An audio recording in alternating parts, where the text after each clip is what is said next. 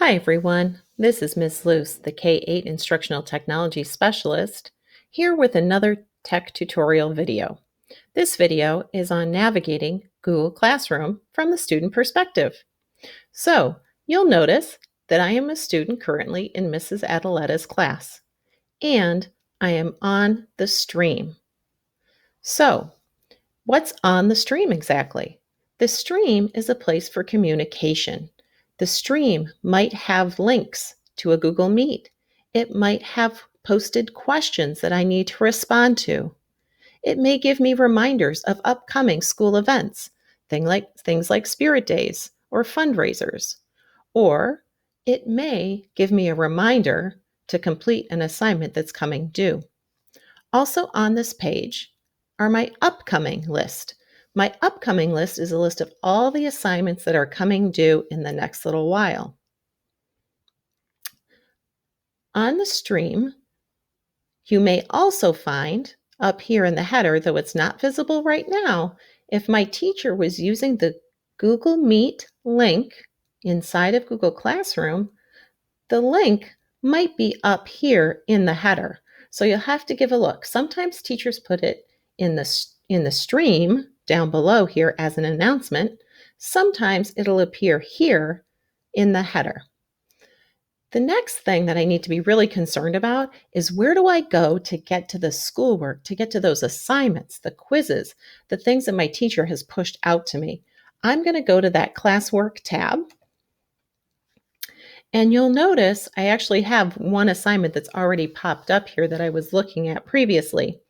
And so this was an assignment that Mrs. Adelena and I were working on together, and it involves how to fill in a CAMI assignment. And so you'll notice that this assignment has an icon. It looks like a clipboard next to it. So any assignment is going to have kind of like that clipboard idea. If it's a material, if it's like a reference or something I just need to read, those usually kind of look like a book with a bookmark. So here's my assignment, and I can see that there's a couple of different attachments, and right now in that top right, there's no due date here. If there was a due date, you would see it. So you're going to want to pay attention to that. Keep track of your due dates. You'll also notice on this page, they have a link to the Google Calendar. And if you use your Google Calendar, that can really help you stay organized. You'll be able to see all the assignments kind of spread out in a calendar and when they're due. So back to getting to this assignment. I'm going to click on View Assignment. And then you're going to notice there's a couple of different things kind of going on here. So you'll see when the assignment was created and who created it. And then over here, there's some directions about how to open it with CAMI. Down here is a place for class comments. So if I had a comment that I wanted the rest of the class to see, I would put it there. Definitely this year, I know there's going to be a lot of teachers who might use this to help them take attendance and to know that you've at least read or seen the directions. And so some teachers are having students put their names in here and say that they've seen the assignment. So you might end up doing that. And so if it's a comment that the entire class is going to see, you would write it here, and then you would hit that little paper airplane. Now, say you're working on an assignment and you have a question, you're not really sure of what you're supposed to do, or maybe something isn't working quite right for you. You might want to type it here in the private comment. The private comment means that that conversation is just between you and your teacher. The other students in the class are not going to be able to see that comment. They're not going to be able to respond to that comment. Okay, so there's a very big difference between class comments and private comments.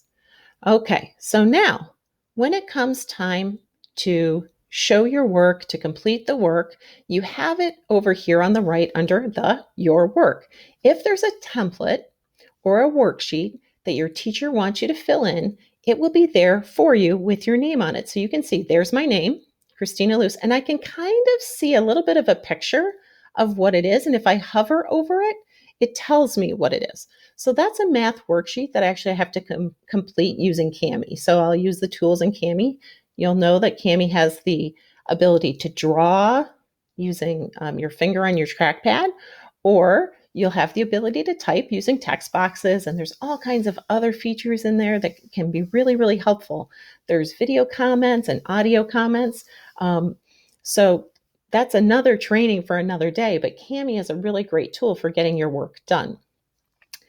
If I had done some work, and this is especially true for things like math or an art, where I'm going to be working on a separate sheet of paper, I'm going to add something that I've already done. And so in a previous video, you would have seen me show you how to use the camera app on your Chromebook to take a picture of your work. So you're going to launch the camera, you're going to take a picture of that work, and remember that picture, it ends up in your downloads folder. So you have to drag it from the downloads folder into your Google Drive. So we did that in a previous video. So if you need to go back and watch that, go ahead. But once I have my picture in my Google Drive, this is where I go to kind of pull it in. So I'm going to go to Google Drive. And then the first one is usually the recents. So if it's something that you just took a picture of, it's going to be one of those first few things right there. So you can see, here was the picture that I took in that other video that I showed you. And if that's the one that I need to do, then that's the one that I'm going to end up uploading. So notice I double clicked on it, and now I have the picture in here as well. If by some chance I made a mistake and I uploaded the wrong picture or the wrong file, see this X right here? I can click it and it takes it away. Okay, so this is a spot where you can either add a material that you've already created, so again, like that picture, or if you need to make your own Google Slide or Google Doc from scratch, you can do it from here as well, and that'll be included as part of your work. When you're all done, you must click this Turn In button. If you don't click the Turn In button, it doesn't get sent to your teacher. So we're going to click the Turn In button, and it's telling me, this is what you're submitting. Is this what you want to submit? And then I'm going to click Turn In. Notice now it shows that I've turned it in. Here it is. And then there's this button called Unsubmit. So anytime up until the due date, so say this was due Friday, next Friday, I could unsubmit and work on it again. If I got going and I went, oh, you know what? I think I forgot to do something, or gee, you know what? I think I want to add something to what I submitted before. I can always unsubmit, and it'll ask me, are you sure?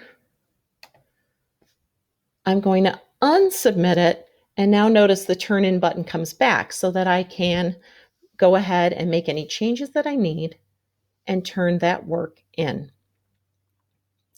So going back, if I want to get back, I can use the back arrows, or I could click here, and this brings me back to that stream page. And I can tab back over to the classwork page. So now if I wanted to look at, say, just one topic, right? Because these kind of act like a table of contents for me, just like a table of contents in a book would, so that you can turn to the pages that you need without having to kind of flip through everything.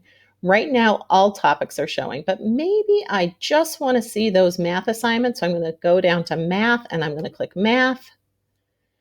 Then only the things that are related to math pop up over here, and I can scroll through them with my two fingers, okay? So definitely use those topics to help you really focus on specific items that you need to complete. Make sure that you pay attention to the view your work, because once your teacher has graded any work for you. That's where you can see it, and you can see the scores, and you can access the feedback from there very easily. Also, pay attention to the Google Calendar. You might even want to bookmark your calendar, kind of like I have here. You'll see it's right there. I've bookmarked my calendar so it's easy to get to. If you want to bookmark your Google Classroom so that you can get to it really easily, you can do that too. I always say, let's make our teachers rock stars. So here's the Google Classroom page. I'm going to make Mrs. Adaletta a rock star by adding a star over here. And then you can change the name if you want to. You want to make sure that in your list, if you have a list of bookmarks, that you put it in the bookmarks bar so that it pops up as one of the ones across the top. Now you'll notice I have a lot of bookmarks, so you can't see it.